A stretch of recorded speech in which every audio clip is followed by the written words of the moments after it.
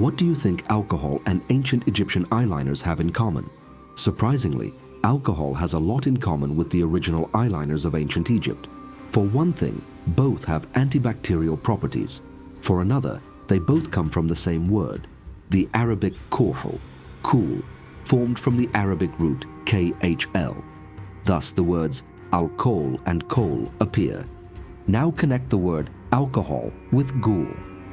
Ghoul are mythical creatures that inhabit graveyards, feed on human remains, and, when they run out, start luring living people to them. Well, you guessed it.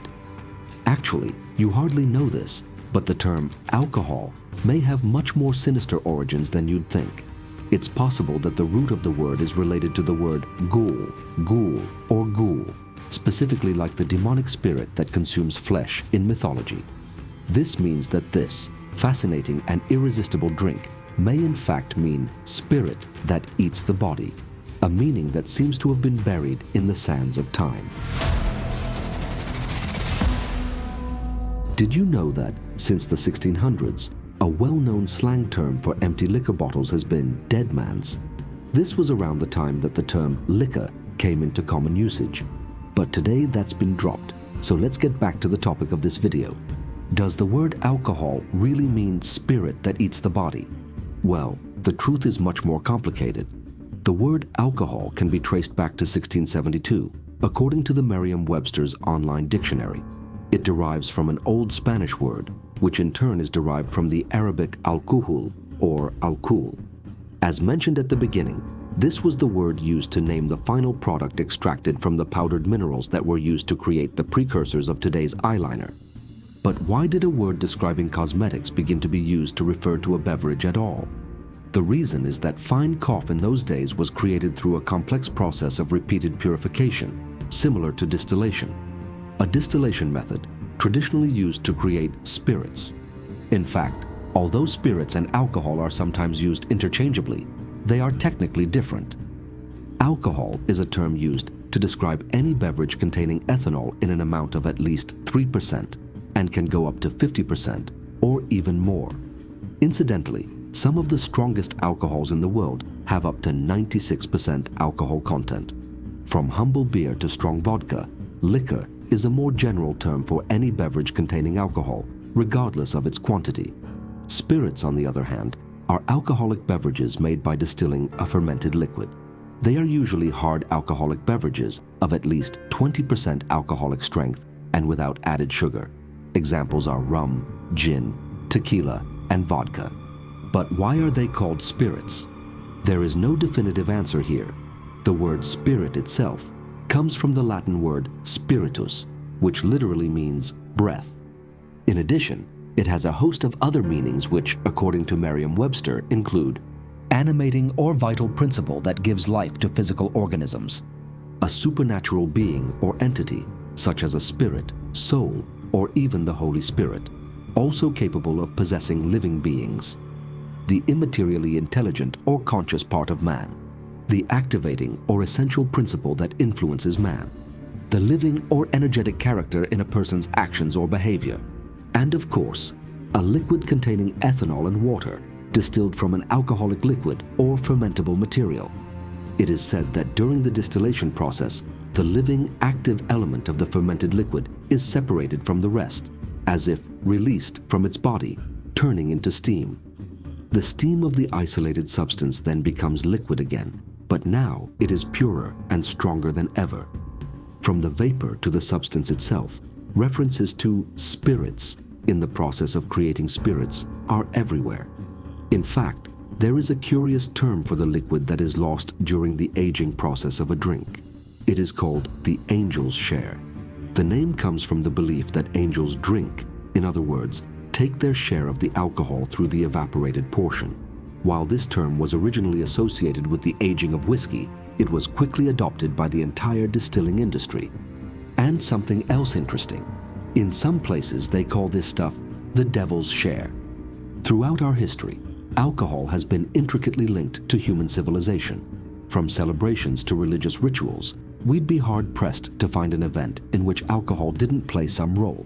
Even in religious ceremonies such as Mass, wine plays an indispensable role. Here's another surprising fact about alcohol and spirits. Did you know that in the Middle Ages, monasteries were among the main producers of alcoholic beverages? Back then, they often served as centers of knowledge and innovation. Because of this, even processes with alchemical roots, such as distillation, were practiced by monks if they were useful. In those days, finding safe and reliable water was very difficult, so fermenting wine and brewing beer became a safer alternative. However, let's not forget that fermentation kills harmful bacteria. The monks played an important role in perfecting these processes by experimenting and observing what worked and what didn't. Thanks to their extensive knowledge of botany and healing, as well as their large herb gardens, the monks created herb-based spirits. Some of the most significant drinks whose origins are linked to the monastic tradition are Benedictine, Dom Pérignon, and Chartreuse. Although spirits have certain therapeutic and social benefits, monastic tradition has always warned of the dangers of excessive alcohol consumption. Many religious orders are guided by vows of moderation and regard drunkenness as a form of debauchery that interferes with spiritual discipline, a view shared by many outside religious communities. Since ancient times, excessive consumption of alcohol has been regarded as dangerous and disturbing, with consequences akin to being possessed by an evil spirit. In ancient Mesopotamia, intemperance was seen as a moral and spiritual failure. The god of wine, Dionysus, was associated with both divine ecstasy and dangerous madness. The same applies to Bacchus, his Roman counterpart. In those times, the female followers of Dionysus, called Maenads or Bacchantes, believed that alcohol, particularly wine, allowed them to taste the divine. Considered a liberating state, they indulged in foolish rituals and celebrations that were shocking, to say the least.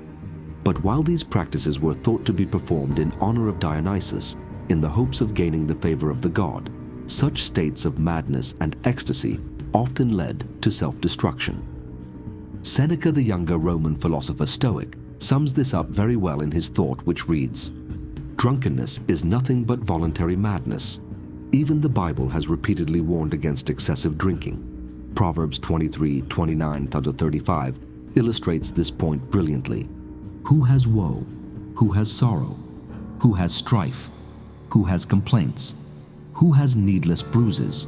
Who has bloodshot eyes? Those who linger over wine, who go to sample bowls of mixed wine. Do not gaze at wine when it is red, when it sparkles in the cup, when it goes down smoothly. In the end, it bites like a snake and poisons like a viper. Your eyes will see strange sights, and your mind will imagine confusing things. You will be like one sleeping on the high seas, lying on top of the rigging. They hit me, you will say, but I'm not hurt. They beat me, but I don't feel it. When will I wake up so I can find another drink?" It's no secret that excessive alcohol consumption brings down inhibitions. The character of a person can change dramatically under the influence of this drink. According to alcoholhelp.com, about 40% of people serving prison sentences have committed crimes under the influence of alcohol. Additionally, the U.S. Centers for Disease Control and Prevention states that at least 178,000 deaths are caused by excessive drinking annually in the U.S. alone. Distillation traces its origins to alchemy, when its most ancient practitioners sought to transform substances. On the other hand, the word alcohol derives from the term al-kuhl, created precisely through the process of distillation. So, are the words alcohol and ghoul, also called body-eating spirit, actually related? Not really. In fact, the Arabic term for ghoul is ghoul, which is spelled G-H-L, while kuhl is spelled K-H-L. Although they sound similar, they are not spelled the same way. For this reason, their origins may be very different.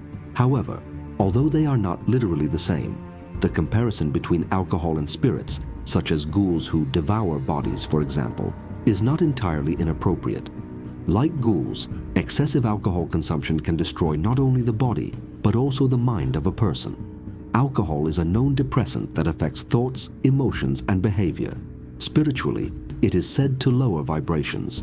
While it can temporarily transport you into an exalted state, this euphoria is short-lived.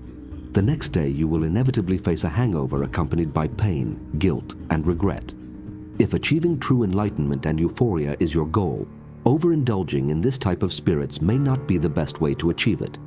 Instead, you can turn to your inner sources of peace, prayer, and meditation. Let's look at two interesting quotes on this subject. One is a Japanese proverb and the other is a verse from Ephesians. You can drink sake, but don't let it drink you. Japanese proverb. Don't get drunk on wine that leads to debauchery. Instead, be filled with the Spirit. Ephesians 5:18. The bottom line is that even without extensive research, any of us can think of an example around us who has failed or is failing right now because of our dependence on alcohol. These people are really like possessed by something. Perhaps the real story of the spirit eating away at their bodies is not so far from the truth. But alcohol is not the only addiction human history knows. In the video you see to the left, you will learn about man's greatest addictions from ancient times to today.